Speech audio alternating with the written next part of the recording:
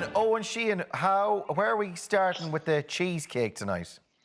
Yeah, always the best kind of dinners are the ones that are sweet treats, ones, desserts. Absolutely. So again, cheesecakes are like, it's two components, it's two layers. We have that biscuit base and then we have that nice cream cheese filling. So we'll start with the biscuit base, and it's basically just digestive biscuits. And I've just blended them down in a food processor here. But if you don't have a food processor, you can put it into a bag and get a rolling pin and lightly tap them. And you just want this nice kind of fine crumb. So that's the component of the bottom, and we just add in some melted butter. So quantity-wise, it's about 300 grams of biscuits and about 110 grams of butter. So about a third of the amount of fat. And just stir that through. You could blend that again if you want now. But all we're looking to do is just like a wet sand for all the world. And that's going to help it stick and bind. And we add that into the bottom of our tin. And when it bakes or when it cools in the fridge, you get that beautiful bottom layer. And that's the crunch. That is a beautiful kind of contrast to the really nice richness and creaminess of the cheesecake itself. Okay, so once that's all mixed through, we have a springform tin here. So again, it's a tin that can pop open and we can take the sides off, which is really handy for cheesecakes. And we take our wet sand mixture and we just pop that into the tin itself, okay? Okay, simple enough so far. Yeah, and just swirl it around, and you can get even anything like at the bottom of a ramekin or the bottom of a mug, and just press it down all the way around. So again, we just want to kind of firm it up, and that's going to help it set. It's going to help not any cracks, or it won't split when it's in the fridge. And that's it. It's really, really. Again, there's no need to add any extra sugar. You can change that. I've done a tart on this before, chocolate tart, and we used Oreos instead of the digestive biscuits. So you can kind of mix and mash them up, or if you need more sweetness, you can add a little bit of sugar. But for the time being, that's done. We can pop that into our hypothetical fridge over here. You've got one of them hypothetical fridges, is it? Are they more expensive than your standard fridge, is it? No, it was a sale on. I got two for one, Ray. Yeah, oh, brilliant. Yeah, you believe the whole kitchen is actually hypothetical sometimes. So the filling itself. So again, it's really, really simple, and we often overcomplicate it, or we think it's out of our grasp. But cream cheese, so Philadelphia or anything like that, that's the main consistent. Okay, so we have to sweeten that up. It's not a very sweet mixture itself. So sugar in on top. So it's quite a bit of sugar, about 200 grams, but it's going to make a fairly large cake itself. So when you break it down per individual portion, it's not that much. All right. And we'll just stir that through, okay? So it's going to be slightly granular. We'll get it through with a spoon first, and I'll go in with a whisk in a while. We just want to start to bring that all together. Is that sugar? Is that caster sugar or just plain sugar? So yeah, you can do anything at all. Caster sugar works fine. If you have powdered sugar, it might work as well.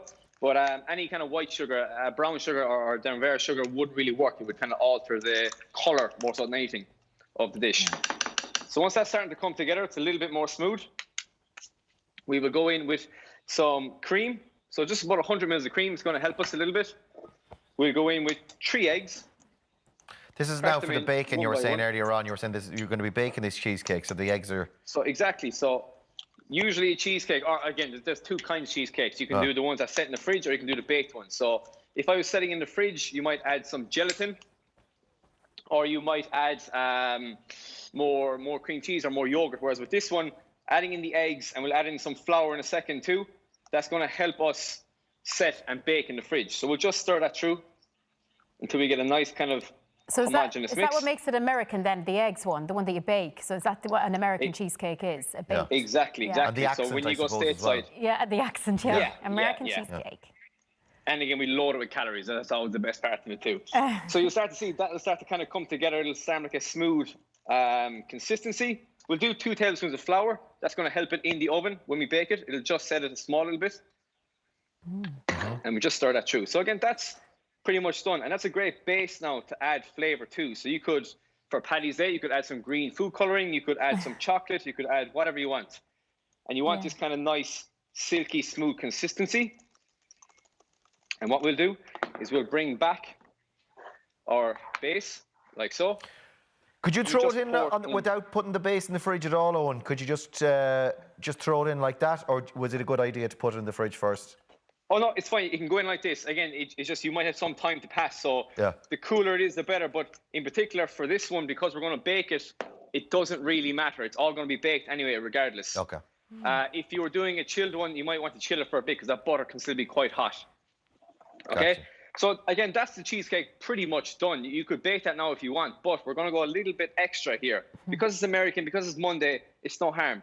And I've just some melted chocolate and cream. So melted chocolate with a little bit, about 2 tablespoons of cream. And I'll pour that over the top like so. And we won't go crazy. We'll just do a small little bit. We'll get a clean, sharp stainless knife or a skewer or anything. He's marbling, and just start guys. to go in and mix that around. So exactly, Ray. We're starting to marble the cheesecake now. And again, this is where you can get creative. If you've had a stressful Monday, you know, you can get into the kitchen and take out your stress with some very therapeutic marbling in the kitchen itself. You could get really fancy with that, couldn't you? Exactly, yeah, exactly. So it's this kind of beautiful design.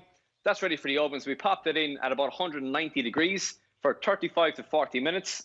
And when it comes out, so again, nice and carefully pop it into the oven. It will be quite fragile. That'll rise, will it? It won't necessarily rise. Okay. It'll solidify. It'll kind of go springy.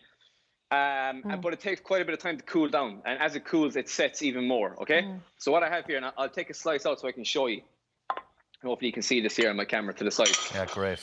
We can just look at it. Yeah. Yeah, but again, you can see now it's fully set. It's quite firm to the touch, whereas your traditional non-baked cheesecakes will be quite wobbly and they'll be quite fragile, and they don't react well when they're out of the fridge for too long. They kind of melt, whereas these are great and there's a lot of structure to them. That looks fantastic. So that's our cheesecake up. You can see there's like a layer of chocolate. You can, if you want to add more chocolate, that'll kind of sink into the marbling itself. And again, just to kind of really go above and extra, we have some fresh berries. We can pop them. You're very extra, and only 75 calories per slice. And you put that into the fridge at the end as well. It's best to have it cold rather than like warm. Either or. Yeah, it'll need to be cooled when you have it. So again, I did like a raspberry coulis, and this can be hot, so it's just our raspberries with some sugar and water. It looks absolutely fantastic. It looks absolutely gorgeous. You can check out the whole thing on 6 Eats. I can do Google there. Eoin Sheehan, thank you very much indeed. Thanks, That's all Eoin. we've got time for.